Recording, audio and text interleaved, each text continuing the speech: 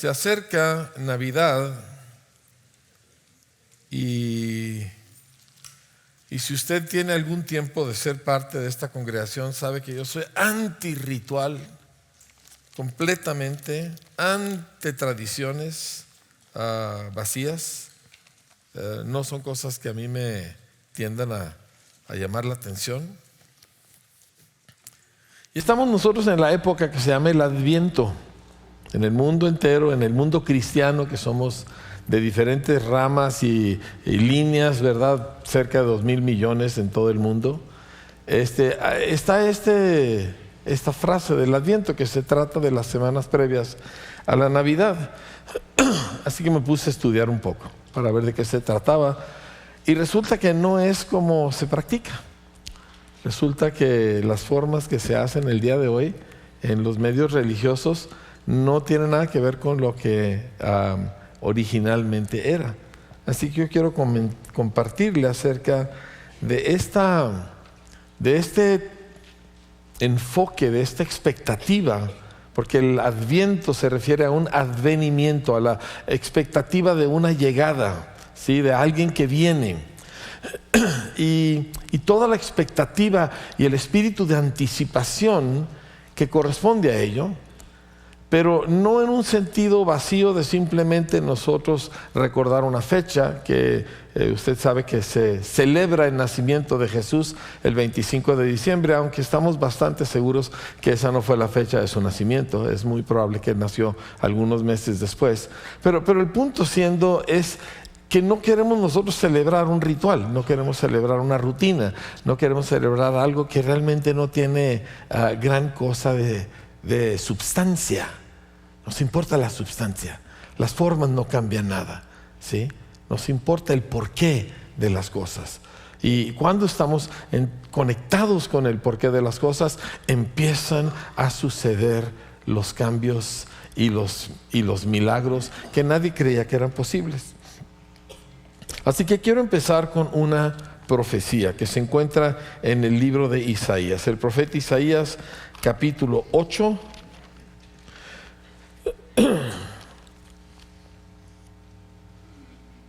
No, perdón, capítulo 9. Disculpe. Solo que vamos a empezar unos versículos dentro del capítulo 8. Isaías está llamándole la atención al pueblo. El pueblo de Israel se ha desviado mucho del camino del Señor. Se han ido los dioses ajenos, hay toda clase de prácticas inmorales e injustas dentro de la sociedad judía, y entonces como consecuencia pues van a venir un montón de cosas malas. Y aquí no lo quiero leer todo, pero quiero leer a partir del 8:20. Dice: a la ley y al testimonio, si no dijeren conforme a esto, es porque no les ha amanecido. Dice: y pasarán por la tierra fatigados y hambrientos, y acontecerá que teniendo hambre se enojarán y maldecirán a su rey y a su Dios, levantando el rostro en alto. Esta era la condición del pueblo, de que estaban actuando mal, había muy malas consecuencias, hambre, sequía, diferentes enemigos conquistándolos, y en vez de responder doblando rodilla y doblegándose al Señor, levantan el rostro enfurecidos y maldicen a Dios y al rey. Y si mirarán la tierra, y he aquí tribulación y tinieblas, oscuridad y angustia, y serán sumidos en las tinieblas. Este es el cuadro de la humanidad.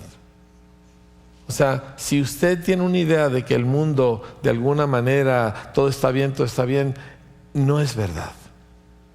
Este es el cuadro de la condición humana, este es el cuadro de cómo vive el mundo, ¿sí?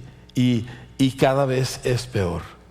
Y la actitud del mundo es rebelde contra Dios y maldice de alguna u otra manera su suerte, quizá, ¿verdad? Pero el punto es de que el mundo se separó de Dios, ¿sí?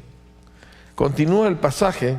Bueno, hago una pausa aquí. El mundo se separa de Dios desde el inicio de la creación. Nosotros vemos lo que sucede con Adán, cuando Adán, siendo perfecto, él y su mujer perfectos, estando en un entorno perfecto, teniendo todas sus necesidades suplidas, teniendo felicidad, salud, todo lo que usted se puede imaginar. Ellos son perfectos. Pero llega un punto donde ellos básicamente dicen: yo no estoy dispuesto a que me gobiernes a menos que me consideres tu igual. Yo no estoy dispuesto a que tú mandes. Básicamente esa fue la actitud de Adán. Adán no cometió un pecado moral. Comerse la manzana no fue un crimen. Adán rechazó una indicación específica de Dios. Dios le dijo: puedes hacer cualquier cosa menos una. Y la razón de esa una es porque Adán era libre. Y si no había opción de desobediencia, entonces la libertad sería una farsa. Porque ¿de qué te sirve ser libre si no puedes escoger nada en contra del que supuestamente te da la libertad? Así que Dios puso una sola cosa. O sea, Adán y su mujer tuvieron que buscar por todo el huerto, que era de miles y miles de hectáreas, ¿verdad? Tuvieron que buscar dónde estaba el árbol, que era el árbol del conocimiento del bien y del mal. Y entonces en el momento que van a aquello y que comen de aquello, básicamente le dicen: no quiero que tú me dirijas. Esa es la raza humana. Hay unos que se ven buenos, hay otros que se ven malas. Mi esposa se veía buena gente, yo era la piel de Judas. Pregúntele a mi hermano, ¿sí? Yo le hice sufrir a mis padres con todas las barbaridades que yo hacía, ¿sí? Y sin embargo los dos éramos exactamente iguales. Cada quien se gobernaba a sí mismo. El resultado de aquello es esto que describe Isaías. Terrible. La tierra se llena de maldición. La tierra ya no da su fruto. ¿Cuántos de nosotros hemos vivido eso? Trabajas y trabajas y trabajas y no hay resultados. Y te esfuerzas y ahorras y te organizas y de todas maneras no hay resultados. ¿Por qué? La tierra está bajo maldición. Y continúa y dice el profeta, dice: pero no habrá siempre oscuridad para la que está ahora en angustia. Eso me encanta. En la oscuridad más profunda, Dios siempre tiene para nosotros una palabra de esperanza, pero no en el sentido de que ojalá siempre vendrán, como dijo Yuri, tiempos mejores, ¿verdad? No estoy hablando de eso. Estamos hablando de una promesa del que tiene todo poder. Y el que tiene todo poder, cuando promete algo, no hay problema, eso se va a cumplir. Dice: mas no habrá siempre oscuridad para la que está ahora en angustia, tal como la aflicción que le vino en el tiempo que livianamente tocaron la primera vez a la tierra de Zabulón y a la tierra de Neftalí. Pues al fin llenará de gloria el camino del mar de aquel lado del Jordán, en Galilea de los gentiles. Y el pueblo que andaba en tinieblas vio gran luz. Los que moraban en tierra de sombra de muerte, luz resplandeció sobre ellos. Multiplicaste la gente y aumentaste la alegría. Se alegrarán delante de ti como se alegran en la cosecha, como se gozan cuando reparten despojos. Porque tú quebraste su pesado yugo y la vara de su hombro y el cetro de su opresor, como en el día de Madián. Impresionante la profecía. Me salteo al versículo 6, dice: porque un niño nos es nacido, hijo nos es dado, y el principado sobre su hombro, y se llamará su nombre admirable, consejero, Dios fuerte, Padre eterno, príncipe de paz. Está hablando, toda esta promesa de salvación, de redención, está girando alrededor de este niño. Un niño que nos es dado, un niño que nos es nacido, un hijo que nos es dado, Jesús, Dios y hombre al mismo tiempo. Y no entendemos cómo eso se puede lograr, pero este es el que traería la libertad de esta vida de tinieblas y maldición. Termina, diciendo lo dilatado de su imperio, es decir, el aumento de su gobierno y la paz no tendrán límite sobre el trono de David y sobre su reino, disponiéndolo y confirmándolo en juicio y en justicia desde ahora y para siempre. Esto es Isaías capítulo 9, es un pasaje que usted debe tener marcado, porque es el anuncio 600 años antes de la venida del Mesías, del que nos rescataría de aquello en lo cual nosotros mismos nos aprisionamos. Porque la maldición sobre la tierra no vino al azar, vino como consecuencia de las decisiones que los seres humanos tomamos entonces y seguimos tomando el día de hoy. Muy bien. Nuestro país pasa por cosas terribles. Ya las matanzas son ya ni las tomamos en cuenta, a menos que sean 8 o 10 o 15 a los que matan de un jalón. Las guerras, los bombardeos, los niños destrozados, todo eso ya es parte de la vida. Y se va endureciendo el corazón y se va endureciendo la conciencia, pero nunca fue diseñado que fuera así, y no está mejorando. Mire, yo lo veo como alguien involucrado en la educación. El aumento de información, porque hoy tenemos acceso a 10,000 veces más información que hace 50 años, y sin embargo la gente es 10 veces más ignorante hoy que hace 50 años. Hace 50 años cualquier chavo en una escuela, la que me pusiera, sabía de historia, sabía de los otros continentes, sabía de las diferentes personalidades que han forjado la cultura en que vivimos. Hoy no sabe nada.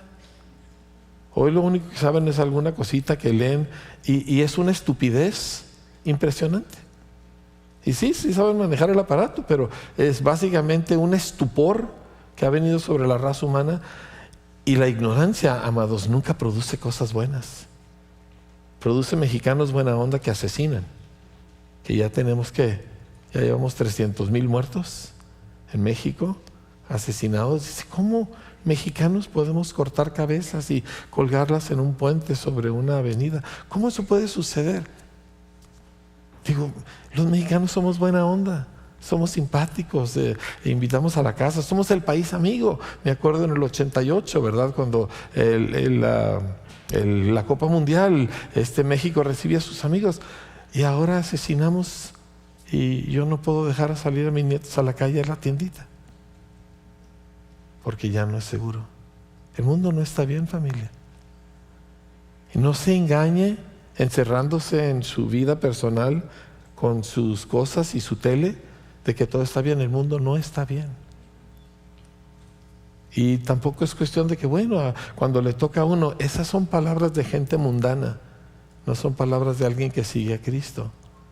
Volteamos y vemos el mundo en tinieblas y bajo maldición. Hace 5 o 6 años hicimos una investigación. 70% de los niños que nacen en Chihuahua, en el estado de Chihuahua, 70% nacen fuera del matrimonio. Son ilegítimos. 70%. Wow. Y cuando usted considera que el 30% restante de familias, el 50 o más por ciento termina en divorcio al par de años, estamos hablando que el 85% de los niños de este estado, no se vaya más lejos, aquí en el estado de Chihuahua, crecen en hogares desintegrados. O sea, un hogar donde hay papá, mamá y niños es un garbanzo de a libra. Ya no se dan esos. El mundo no está bien. Dice, ¿por qué nos habla de esa manera? Porque nunca vamos a voltear hacia el Mesías si pensamos que todo está en orden. No está en orden. Y yo no quiero que usted descubra eso con las tragedias de sus hijos y de sus nietos. ¿Me explico? ¿Sí me entienden, muchachas?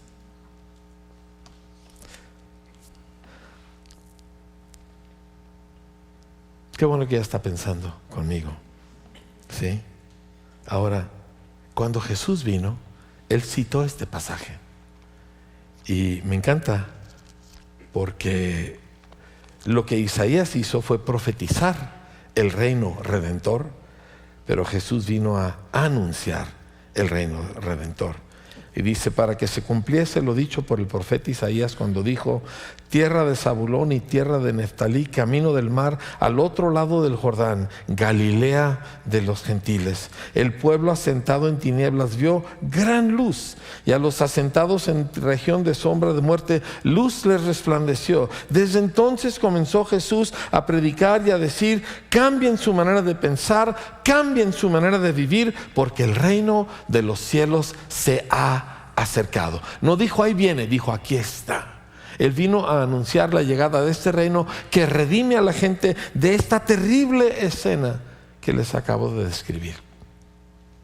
Y esta es la razón por la cual toda la nación estaba a la expectativa, Si usted lee en Lucas, usted se va a dar cuenta de que el sacerdote que estaba en el templo, también Ana, la hija de Fanuel, que ya tenía más de 100 años de edad, que se dedicaba a la oración, y toda Jerusalén estaba con una tremenda expectativa. ¿Cuándo viene? ¿Cuándo viene? ¿Cuándo viene? Porque sabían que las fechas eran próximas, porque habían leído las profecías, porque habían leído Daniel, donde dice 483 años desde que se anuncia la reconstrucción de Jerusalén hasta el Mesías príncipe. O sea, tenían números para poder medir cuándo esto iba a suceder. ¿Me explico?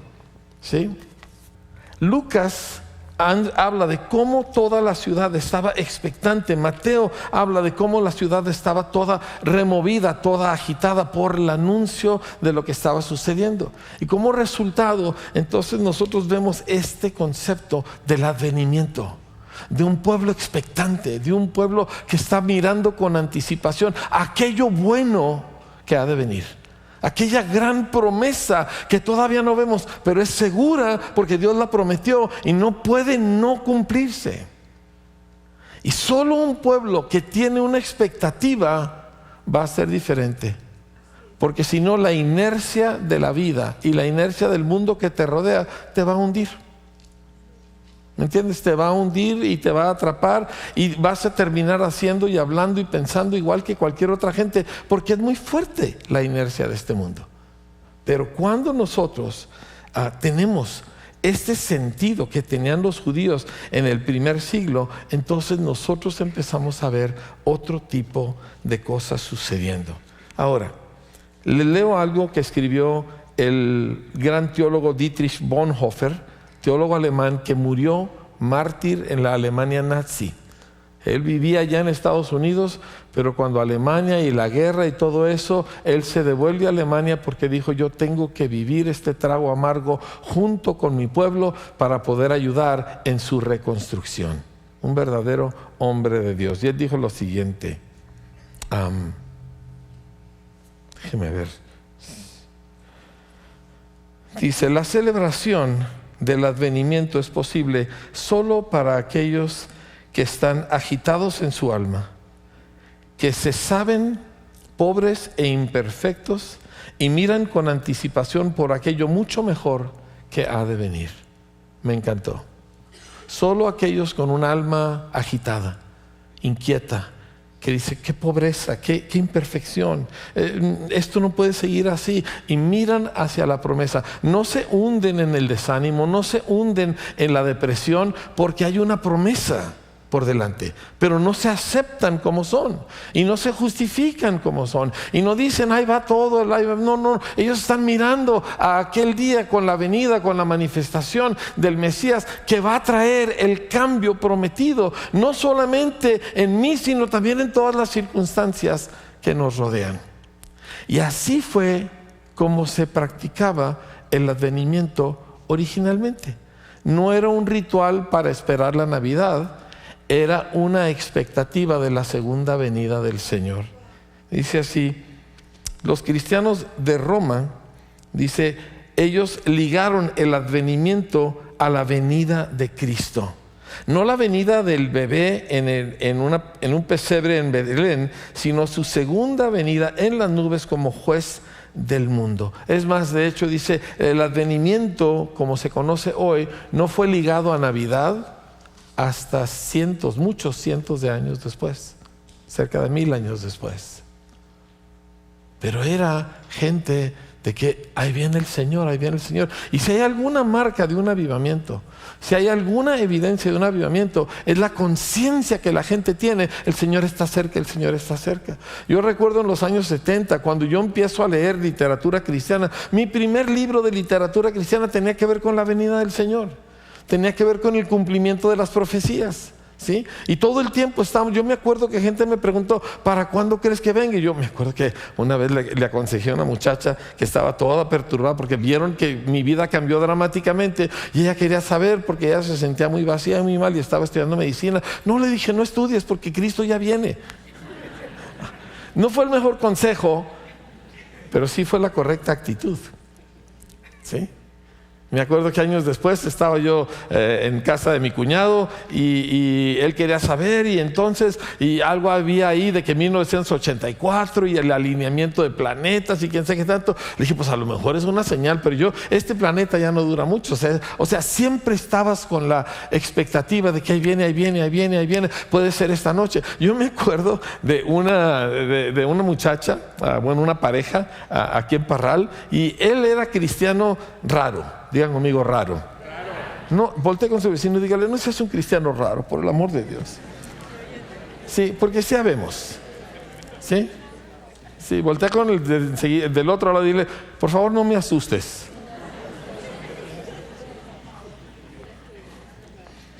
Pero era cristiano, amaba mucho al Señor, solo que era raro, ¿verdad? Y su esposa no era muy buena cristiana. Ella entre azul y buenas noches. Y de repente llegaba ya a la casa y la casa estaba vacía. Y decía, ¡ay! Ya vino el rapto, ya se lo llevó el Señor. Y vivía aterrorizada siempre de que su esposa ya se había ido y ya la habían dejado atrás. Así deberíamos vivir ahora. Así deberíamos de vivir. Cuando no hay conciencia de la proximidad del Señor, eso significa que nuestros corazones están apagados, fríos. Porque todo creyente, todo discípulo de Cristo que ama al Señor siempre está volteando hacia su segunda venida. Siempre. Entonces el advenimiento del que nosotros queremos hablar no es de la celebración de un ritual que se ha vuelto no solo vacío sino grosero. Porque Navidad es una grosería para la cultura. Yo no digo que para individuos, pero para la cultura sí. Tirando dinero, comprando infinidad de cosas que nadie necesita y que a los 2 días se les van a olvidar. ¿Sí? Ahí ya no podemos darle un regalo a nadie. No, el chamaco tiene que tener 14 regalos. Me explico, y todo el mundo está... no es así. Eso nada tiene que ver con Cristo. Y no estoy diciendo eso en plan de que le digo no celebre la Navidad. No, pero entienda de qué se trata. Y entienda que hay algo todavía más fuerte que la Navidad. Ahora, no me malinterprete. La natividad de Jesucristo en este mundo es el evento más importante que jamás ha sucedido en la historia del universo. Punto. Dice, no es la resurrección. No, porque si no hubiera nacido, no hubiera habido resurrección. Lo que se celebra el 25 de diciembre es lo más importante que le ha pasado a todo el universo. Y nosotros queremos celebrar eso, pero no como lo celebra el mundo. Nosotros queremos celebrar eso porque nosotros sí sabemos de qué se trata. Nosotros somos beneficiarios de lo que eso trajo al planeta Tierra. Ahora, ¿qué necesitamos entender de lo que sucedió? Se lo voy a tratar de dar en una cápsula muy breve. Digo, porque tengo 7 páginas de apuntes, pero no pienso usarlas todas. Como les dije, todo se desmorona cuando el ser humano dijo, yo no acepto que tú seas mayor que yo. Y yo no acepto que tú gobiernes y que tú mandes. Yo también tengo ideas, yo también tengo sueños, yo también tengo sentimientos, ¿verdad? Y yo no acepto que tú me digas qué hacer. Esa fue la actitud fundamental de la raza humana. El desastre fue inmediato. La tierra se llenó de maldición. El hijo primogénito asesinó a su hermano por envidia, por reproche. Yo no creo que el matrimonio de Adán y Eva haya sido un buen matrimonio para producir esa clase de ambientes. ¿Sí? Pero ahí empieza la oscuridad, ahí empieza el mundo en el que nosotros vivimos. Y antes de que usted diga, cuando yo me vaya al cielo voy a buscar a Adán y me lo voy a poner como chancla, y a Eva también, nosotros hubiéramos hecho lo mismo, porque la rebeldía todos la hemos manifestado. ¿Sí? Eso de que yo pequé porque no lo pude evitar, discúlpeme, perdóneme, ¿verdad? Dispénseme, pero eso no es cierto. Uno hace lo que uno escoge hacer. ¿Sí o no? Sí. Digo, que me guste mucho el pastel es un hecho. De que yo vaya y lo coma es una decisión. Y todo lo que hemos hecho son decisiones nuestras y Dios nos hace responsables de nuestras decisiones. Y la única manera que el ser humano se libra de las consecuencias de sus decisiones, de la culpa y del juicio que viene sobre esas decisiones, es que alguien más sufra las consecuencias. Ese alguien más se llama Jesús. ¿Por qué? Porque ninguno de nosotros podría con las consecuencias del pecado. La consecuencia del pecado es muerte, en todos los sentidos habidos y por haber. Así que había este terrible bloqueo entre Dios y los hombres, porque Dios es santo y el hombre es pecador y no puede haber contacto. Y sí, Dios hacía posible que hombres lo escucharan, que supieran lo que estaba diciendo, pero si usted se fija en la historia, eso disminuye con el paso del tiempo, y para cuando llegamos nosotros a los profetas menores, como se les llama, ya no hay milagros, ya no hay sanidades, ya no hay profecías. Y para cuando termina el Antiguo Testamento con Malaquías, como 400 años antes de Cristo, ya Dios no habla, ya nadie oye a Dios. Porque el pecado tiene consecuencias. En medio de este bloqueo, porque eso es un bloqueo y se tenía que resolver el bloqueo antes de resolver lo demás, ¿sí? Y el bloqueo tiene que ver con el pecado, pero también había daños que reparar. Entonces Jesús viene, como nosotros sabemos, y le menciono un detalle que quiero que medite después. Diga conmigo en voz alta: a Dios, nada lo toma por sorpresa. ¿Dios sabía que esto iba a suceder? Sí. ¿Eso hace culpable a Dios? No. El hecho de que yo sabía no significa que yo lo hice. Entonces, pero ¿cómo sabemos que esto no toma por sorpresa a Dios? Porque cuando Dios le va a crear una esposa a Adán, al primer Adán, al que es figura del que había de venir, lo hiere, lo hace sangrar, le corta el costado y le saca un pedazo. Y de ese pedazo crea a su esposa. Desde un principio se sabía que la esposa del Cordero vendría a alto costo. Vendría al costo de la sangre y de la muerte de Jesús. Y en esa sangre y muerte todo el pecado iba a ser quitado. Ahora hay mucha gente que, como ya el pecado no es un tema, como ya nadie habla de pecado, entonces no lo ven como algo importante. Pero el pecado es el problema del mundo, es el problema de la creación. No es la economía, no es el mal matrimonio, no es el hecho de que los hijos son así y así. El pecado es el problema fundamental y no hay forma de quitártelo de encima. No puedes borrar lo que has hecho. Yo sigo acordándome de pecados que cometí hace 50 años. No se me borran completamente de mi memoria. ¿Por qué? Porque ese es el poder de las tinieblas. Ese es el poder del pecado. Y quitar el pecado era algo tan imposible que solo la muerte de un Dios podía lograrlo. Nada menos. Por eso Jesús no podía ser simplemente un profeta o simplemente un gran maestro. Tenía que ser Dios en carne. ¿Y cómo puede Dios morir? Pues Dios no puede morir. Así que se hizo hombre para poder sangrar y para poder morir. Y por la muerte de este Dios hecho hombre, se puede quitar el pecado. Y yo recuerdo la noche que todos mis pecados fueron perdonados. Hasta el último de mis pecados fue borrado en un instante. Yo también tengo mi fecha. Sí, no más que faltan 5 años para que llegue a la mía. Todos mis pecados. Lo he visto una y otra vez. Me acuerdo tanto de un retiro de hombres. Estábamos en Guaymas, Sonora, hace mucho tiempo. Y pues, hombres baquetones, sonorenses, norteños, mal hablados, mujeriegos, todas las agravantes. Y baja el Espíritu de Dios en ese lugar. Y lloraban como niños chiquitos, porque todos sus pecados habían sido perdonados. Yo acabo de ver a muchos de esos hombres hace 3-4 semanas que estuve en Hermosillo.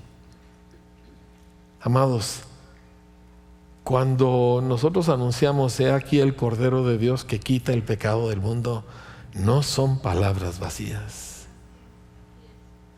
Así que, quitado el pecado, Dios tiene que tratar con otro aspecto, ya el daño. Porque cuando el hombre le dijo no a Dios: no te quiero aquí, no te metas conmigo, no me digas qué hacer, Dios hizo exactamente lo que se le pidió, se fue.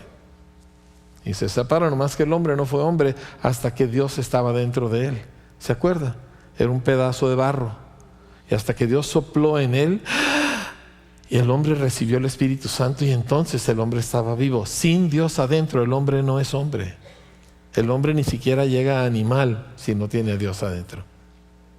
Y cuando el hombre le dijo a Dios, sácate de aquí, el hombre perdió a Dios y ya no tenía a Dios adentro. Y ya no tenía forma, ¿me entiende? De ser bueno, porque solo Dios es bueno. Hay tantos de nosotros que decimos, yo no soy tan malo. Tú eres malo, yo soy malo. Todos somos malos, solo ¿quién es bueno? Y si tú no tienes a Dios adentro, tú no eres bueno, no puedes serlo. Esa es la razón que Caín, que era mejor que cualquiera de nosotros, asesinó a su hermano, porque no tenía adentro al Señor. Entonces, el segundo daño fue este vacío. El hombre fue hecho para tener a Dios adentro y ya no tenía acceso a Dios porque el pecado lo bloqueaba y porque él mismo lo había rechazado. Pero no solamente eso, la ausencia del bien, mis amados, es la esencia del mal. O sea, cuando una persona rechaza al bueno, solo queda una opción, y es ser malo. Y si tratas con educación y con la cultura de tu familia y con la conciencia y con la vergüenza que te da delante de los demás, tratas de portarte bien. Pero esas justicias o esas buenas obras, la Escritura dice que son como trapos sucios. ¿Por qué? No están bien motivadas, no tienen buenas razones y además no duran. ¿Sí? Tú puedes decir, yo siempre decía, no, es que yo no guardo rencores, yo no guardo resentimientos. De veras, a mí se me resbalaban las cosas hasta el día que se me dejaron de resbalar. Y de repente empiezo a darme cuenta que yo también sé guardar rencor. Y yo también sé tener una amargura en mi alma. Y tuve que buscar al Señor porque Él es el único que no guarda rencor. ¿Verdad? ¿No le das gracias a Dios que Dios no guarda rencor? Debe agarrarnos ahí con una chincha, aplastarnos y hacernos así porque, híjole, nos hemos portado súper mal, ¿o no? Sí. Pero Dios no guarda rencor. Pero el asunto es que el ser humano, con la ausencia de Dios, se llegó a un estado irreparable. Y aquí llega la última parte, el último daño a reparar. Se necesita el hombre no parchar, se necesita resucitar. Jesús le dijo a los discípulos, dijo, yo no vine, nadie pone un remiendo de tela nueva en un vestido viejo. Porque si hace eso, lo lavas y se encoge la tela y se rasga todo el vestido. Y nadie echa vino nuevo en odres viejos. ¿Por qué? El vino se expande y los odres se revientan porque ya no son flexibles. O sea, estaba diciendo, yo no vine a parchar a nadie. Yo no vine a componerte, yo no vine a hacerte un poquito mejor. Yo vine para resucitarte. ¿Por qué? Porque no tienes arreglo. Ni tú, ni yo, ni nadie. Necesitas resucitar. Y Jesús, amados, fue el primer resucitado de la raza humana, pero no el último. ¿Sí? La resurrección, y esto es a lo que estamos esperando. Eso es lo que anhelamos. Esta es nuestra expectativa. Porque el día que yo creí en Cristo, yo resucité en mi espíritu. El día que la pastora creyó en Cristo, yo conozco esa historia de varios ángulos, ¿verdad? Y toda mi vida, o desde que nos conocemos, la conozco. Pero cuando ella volvió a su asiento en ese saloncito donde estaban, volvió otra persona. Había nacido de nuevo. El nuevo nacimiento es una forma de decir resurrección en el interior. Y ella resucitó, ya no era la misma persona, ya no deseaba las mismas cosas, ya no seguía con los mismos objetivos. Todo su interior cambió en un abrir y cerrar de ojos. Tremendo. No hay ninguna cosa como el nacer de nuevo. Jesús le dijo a Nicodemo que era lo mejor de los judíos. No es suficiente, Nicodemo, tienes que nacer de nuevo. ¿Cómo? Yo me sé la Biblia, yo soy uno de los líderes de la nación, yo estoy aquí, te reconozco, etc. Dijo, nada de eso basta. Tienes que nacer de nuevo. Tienes que nacer de nuevo. O sea, no tienes arreglo y eres el mejor. De todos los que han intentado arreglarse, tú eres el que mejor lo has hecho. No es suficiente, necesitas resucitar. Yo resucité el 28 de enero de 1980. El mes que entra cumplo 45 años siguiendo a Jesús. Y yo amanecí otra persona. Yo me acosté uno y amanecí otro porque porque resucité. La resurrección del espíritu es como tú entras al reino. La resurrección del cuerpo físico, dice eso, la resurrección del cuerpo físico, que está anunciada por encima de todo en la resurrección corporal de Jesús, esa resurrección significará el cumplimiento del reino eterno. Y ahí ya no habrá más maldición, no habrá más lágrimas, no habrá ninguna de las cosas de tinieblas que son parte de este mundo. Todo será perfecto y estaremos con el Señor visiblemente para siempre. Yo quiero ese día. Yo anhelo que llegue ese día. Este no es mi hogar. Estoy aquí porque estamos en una misión de rescate, porque tenemos que alcanzar a todos los que podamos, pero esta no es mi casa. Mi casa está en los cielos y los cielos van a bajar aquí al planeta Tierra y todo va a cambiar. Y yo quiero que tú seas parte de ello. Pero si tú vives amando y pensando que esto está bien, ahí la llevo, ¿verdad? Hay frases que me caen súper mal. ¿Cómo estás? A gusto, estoy a gusto. Claro que no, estamos en guerra. Estamos en medio de un caos, estamos en medio de un conflicto cósmico. Por supuesto que no estamos a gusto. Estamos en la batalla. Ahora, si tú me dices estoy en victoria, eso sí está bien. Sí, porque victoria significa que te estás dando de trompazos con alguien. Espero que con el diablo y no con tu mujer, ¿verdad? Pero el asunto es de que, amados, cuando nos damos cuenta y abrimos nuestros ojos a la realidad que vivimos, entonces nuestro corazón vuelve otra vez y dice, ven Señor Jesús. Que de hecho ese es el título de mi prédica este día. Ven Señor Jesús. La Escritura habla de los que aman su venida. Déjeme, termino. Como le digo, tengo muchos apuntes, pero no los voy a ver todos. Pero sí le quiero leer algo aquí que necesitamos entender. ¿Por qué? Diga conmigo, ¿por qué? O sea, si yo fuera Dios, si tú fueras Dios, hubiéramos dicho, este infeliz de Adán, ¿oíste lo que dijo? Y el Espíritu Santo está ahí, ¿verdad? Así, todo traumado. ¿Cómo es posible que se atreva con todo lo que hemos hecho de él y lo que le hemos dado, etcétera, etcétera, etcétera? Y entonces hubiera volteado Jesús y hubiera, ¿verdad? Y la galaxia hubiera desaparecido. Y ya, hechos polvo, hechos humo. ¿No hubiera hecho usted eso? Pues, yo no. ¿A poco no le puedo presentar a alguien a quien usted hubiera chicharrado? Claro que sí.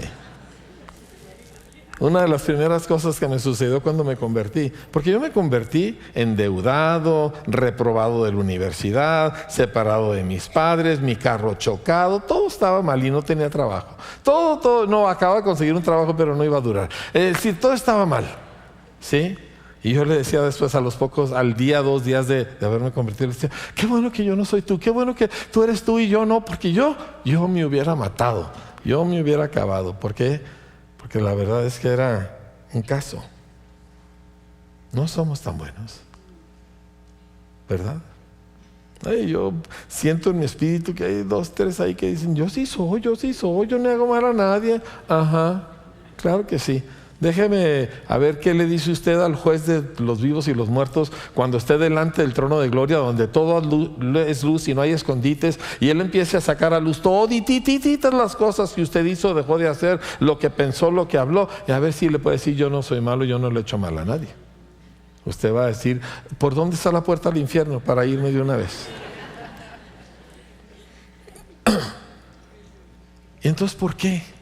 Ahí va mi segunda cosa que quiero que repita. ¿Por qué? Dígalo bien fuerte. ¿Por qué? ¿Qué mueve a alguien a hacer lo que Jesús hizo? Porque si no entiendes qué lo mueve, pues es parte de la doctrina que ya traes, ¿me entiendes? Pues algunos de nosotros tenemos un montón de años y pues ya lo sabemos. ¿Qué lo mueve? Le quiero leer 2 pasajes. Y resulta que el primero que le voy a leer es profético. Y yo no lo sabía. Hasta que leyéndolo y meditándolo esta mañana, me pegó tan fuerte. Es el Cantar de los Cantares, y le voy a pedir que busque el libro. Pero el Cantar de los Cantares es un poema romántico escrito por Salomón. Y le advierto que hay partes ahí que no son propias para menores de edad. Pero no vamos a leer esas partes hoy.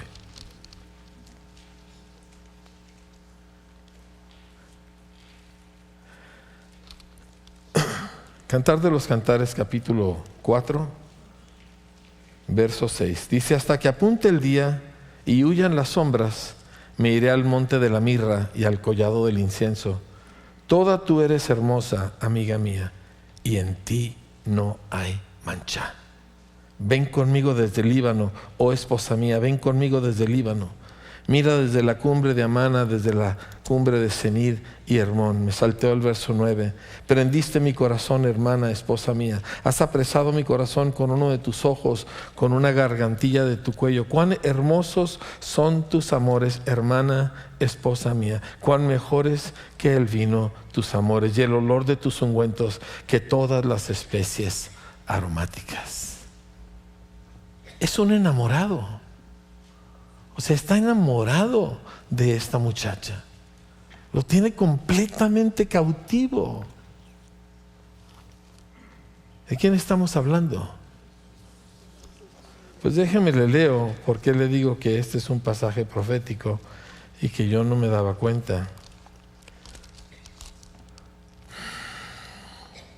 Dice así: maridos, amen a sus mujeres como Cristo amó a la iglesia y se entregó a sí mismo por ella para santificarla, habiéndola purificado en el lavamiento del agua por la palabra, a fin de presentársela a sí mismo una iglesia gloriosa que no tuviese mancha,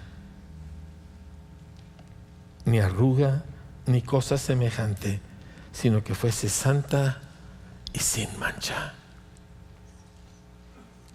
Le costó la herida de su cuerpo para que pudiera tener esa esposa. La amó desde antes de que ella existiera, con todo su corazón, enamorado como ningún ser humano se puede enamorar. Los niveles de enamoramiento que hay en Cristo no son alcanzables para el humano en su propia fuerza, por lindo y hermoso y etcétera que sea la otra persona. Y dice: en ti no hay mancha. No le vio nada sucio, no le vio nada impuro, no le vio nada fuera de lugar. Y luego hicimos la debacle que ha sido el mundo y la raza humana, que es la esposa del Cordero, completamente perdida en, ni siquiera queremos hablar de en qué.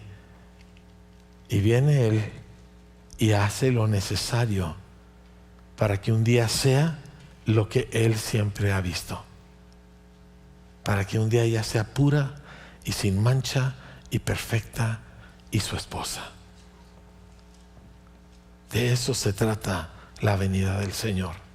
De un hombre enamorado, tan enamorado que su vida se le hace poco con tal de poder tener a su amada. Es una historia de amor, la Biblia. Y hasta que uno entiende eso, estaba leyendo esta mañana donde el Señor le habla a la iglesia de los Efesios, precisamente esta iglesia cuya carta acabamos de leer, y le dice: has hecho esto y esto y esto, y eres madura y muy trabajadora y muy dedicada y muy consagrada, pero tengo una cosa en tu contra. Dice: has dejado aquel amor con que me amabas, has dejado de amarme como me amabas. Y sí, eres derecha y recta y pagas tus diezmos y no faltas a las cosas y le hablas a gente de Cristo, pero ya no me amas como un día me amaste. Esto, amados, es una historia de amor.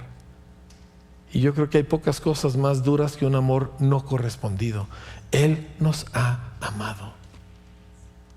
Y lo único que Él está buscando es que nosotros le correspondamos.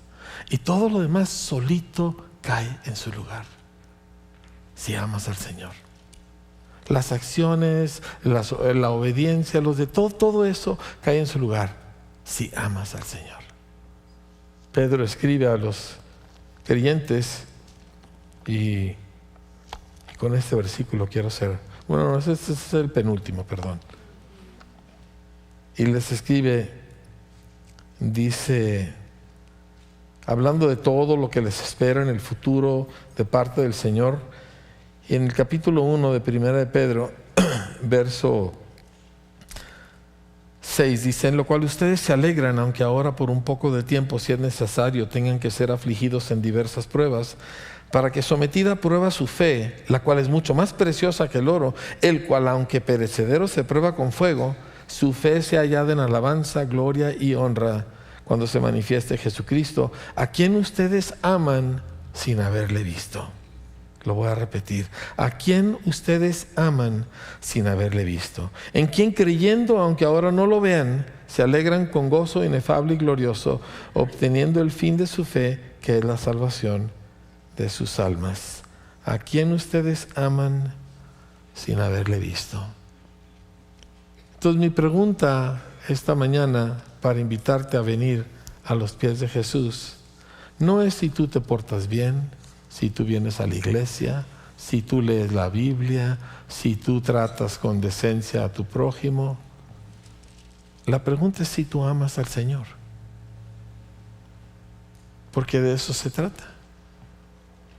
Y si se te hace algo raro, extraño, que no va conmigo, pues eso es simplemente evidencia de que hay un cambio necesario. Pero la gente que va a ser la esposa de Cristo, sin mancha, sin arruga, es gente que ama al Señor. Y eso es el llamado nuestro. Ahora, antes de que tú te sientas sin esperanza, solo puedes amar al Señor si pasas tiempo con Él. No hay otra forma. Esto no es una cosa de echarle ganas, ¿verdad? No. Tienes que pasar tiempo con Él. Si lo ves, lo amas. Si nunca lo ves, y no estoy hablando de tiempo con Él aquí, aunque esto es maravilloso y Dios sabe lo que yo valoro, el poder estar aquí en medio de nosotros, pero estoy hablando de el tiempo a solas, donde descubres al Señor, no para decirle todo lo que te falta y todo lo que tú sientes, etcétera, aunque eso se vale en su momento, sino para conocerlo, para oír su voz. Y algo te pasa adentro cuando pasas tiempo con el Señor. Empiezas a amar al Señor. Empiezas a anhelar su regreso. Yo no quiero que Cristo regrese para que se acaben los problemas. Vamos a estar nosotros con Cristo. Seguramente vamos a provocar problemas. ¿Verdad que sí? Mira, voltea con tu vecino, verlo de cerquitas. En la gloria te va a causar problemas. Así es. En la gloria va a ser gloria porque vas a saber perdonar sin problema y sin dificultad, pero líos vamos a seguir causando. Yo no estoy esperando la segunda venida para que ya pueda yo, bueno, sí me gustaría pasearme a caballo en un león y algo así, ¿verdad? Todo eso es hermoso, pero yo quiero que Jesús vuelva porque yo amo a Jesús y lo quiero ver. Y esa es la razón por la cual Él vino. Él vino porque te ama y Él vino para que tú le ames. Y si tú puedes atreverte a abrirte y decir, no sé cómo, Señor, pero quiero aprender a amarte, entonces el propósito de Dios se hace realidad en ti y en muchos otros. Así que cierra tus ojos, por favor, un momentito para orar. Yo no siempre te amé, Señor. Amé el ser reconocido. Amé el pasarme la padre. Amé el comprar cosas. Muchas otras cosas, pero no a ti. Hubo tiempos en que traté de portarme bien, tenía cierto código moral, sabía algo acerca de ti, trataba de cumplir, pero amar es otra cosa, Señor. Y un día tú tocaste mi corazón, así como hace 50 años tocaste el de la pastora Tita. Y de repente yo no podía y no puedo vivir sin ti, Señor. Pero hay muchos aquí entre nosotros que están intentando vivir sin ser amados y sin amar. Y queremos llenar ese hueco con otras cosas u otra gente, pero ninguno del ancho, Señor, porque fuimos hechos para ti.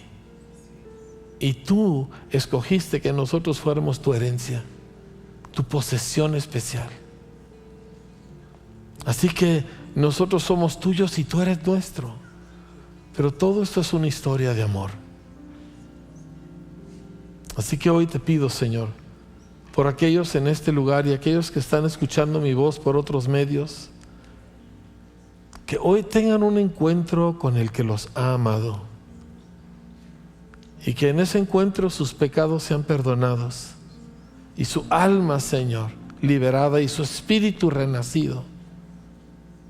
Y ellos ahora, Señor, tengan acceso a ti, a conocerte y por lo tanto, inevitablemente, amarte. Así con sus ojos cerrados, le voy a pedir, si usted todavía no ama al Señor y quisiera encontrar dónde eso sucede y quisiera realmente conocer al Señor, entonces quiero que ore conmigo. Y no use mis propias palabras, use las suyas. Y dígale: yo no te conozco, Señor. No te conozco lo suficiente para amarte. Y eso no está bien, porque tú me amas a mí con un amor incalculable, inmedible. Así que hoy te abro mi corazón y te pido: sálvame, Señor. Sálvame de lo que hace que yo no te ame.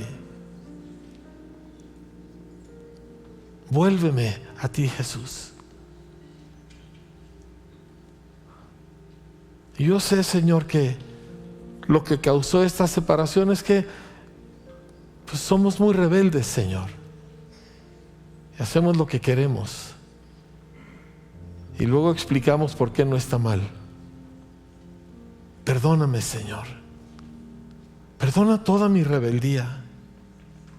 Perdona toda mi independencia. Y hoy, Señor, yo confieso abiertamente que tú eres mi Señor. Que yo no soy Señor de nada. Tú eres mi Señor. Y mi vida te pertenece a ti. Y yo haré tu voluntad con tu ayuda, con tu espíritu, pero yo haré tu voluntad, Señor. Te recibo para que llenes mi vida de ti, Señor, y yo pueda así seguirte a ti. En el nombre de Jesús, así sea. Así sea.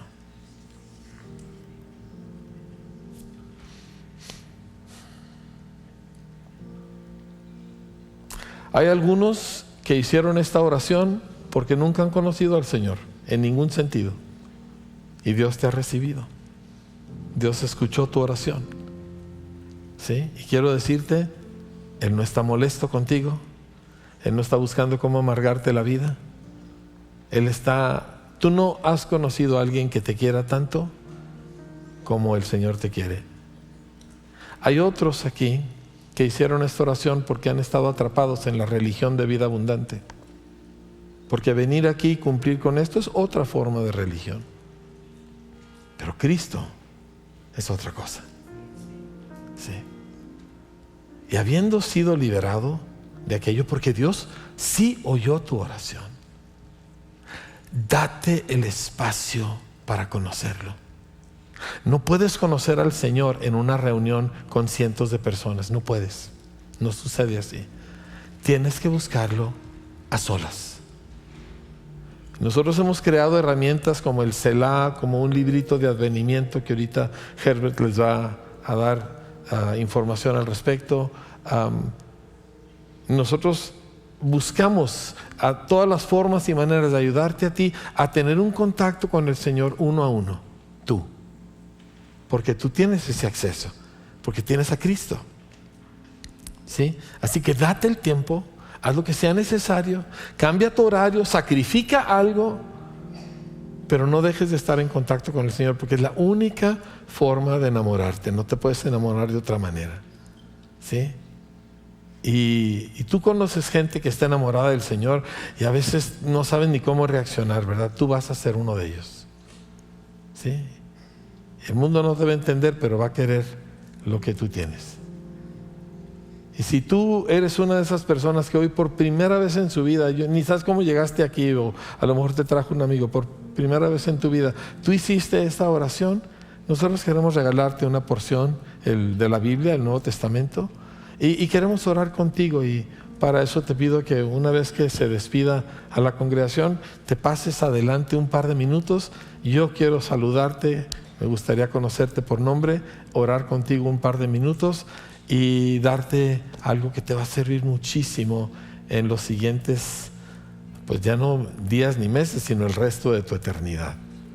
Gracias, Señor, por tu bendición sobre todo tu pueblo. Gracias porque nos has amado, Señor. Qué cosa que seamos llamados los hijos de Dios. Qué cosa que te amemos, pero porque tú nos amaste primero. Bendigo a tu pueblo, bendigo a sus familias. Te pido que sea un día especial, una semana de descubrimiento del Dios que nos amó. En el nombre de Jesús lo pido. Amén. Dios los bendiga a todos, amados.